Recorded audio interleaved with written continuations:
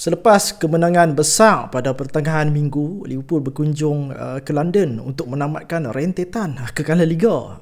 Masa tu darah pahlawan membuak-buak masa tu kan.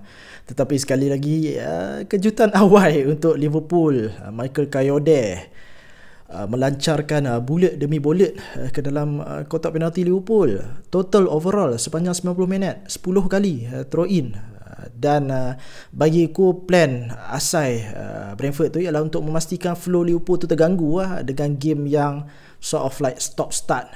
Liverpool tak boleh buat passing seperti mana biasa dan Brentford menurunkan level Liverpool tu kepada level Brentford. Jadi minit kelima 1-0 kepada Brentford sebelum Liverpool sempat nak settle in. Tapi daripada segi structure, aku boleh kata Liverpool sebenarnya bermula agak baik.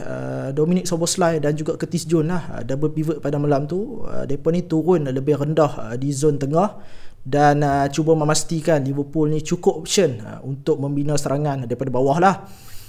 Nampak macam option pass Liverpool tu lebih solid berbanding dengan perlawanan-perlawanan sebelum ni.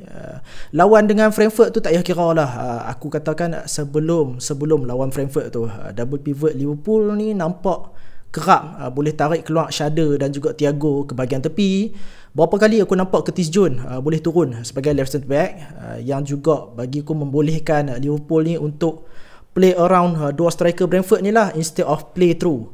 Tapi masalahnya macam biasa, bila sampai bola ke kawasan attack Liverpool, tempo passing Liverpool ni terlalu slow, very ponderous. Aku tengok macam bola tu digerakkan ke tepi, bukannya Liverpool nak mencari underlap daripada winger, daripada fullback kita. Bila tak ada ruang, automatically Liverpool akan reset balik dan hantar ke belakang dan membuatkan attack tu mati. Cody Gakpo lah, aku tengok berapa kali, berulang-ulang kali dia fail untuk lepaskan bola kepada Milos Kerkez. Dia macam bayangan seolah-olah takut hilang penguasaan bola, sedangkan bila sampai dekat bahagian attack tu, Liverpool masih lagi tak mampu membuat attack dan juga momentum Liverpool tu tak cukup kuat lah untuk tembus Brentford. Dan rasanya sekitar minit 30 macam tu, Liverpool mula dah nampak lost. Liverpool mula hilang precision, passing pun dah tak tepat, kemudiannya gagal untuk tutup ruang selepas hilang bola.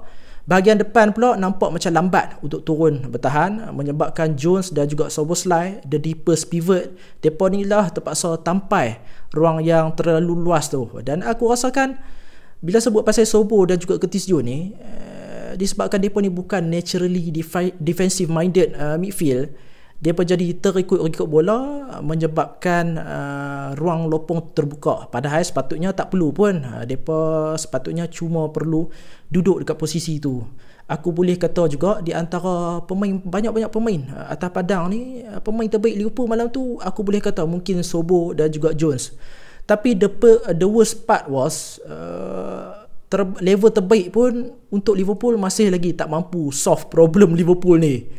Lopong masih lagi ada, jarak di antara pemain untuk membuat counter pressing tu masih lagi jauh.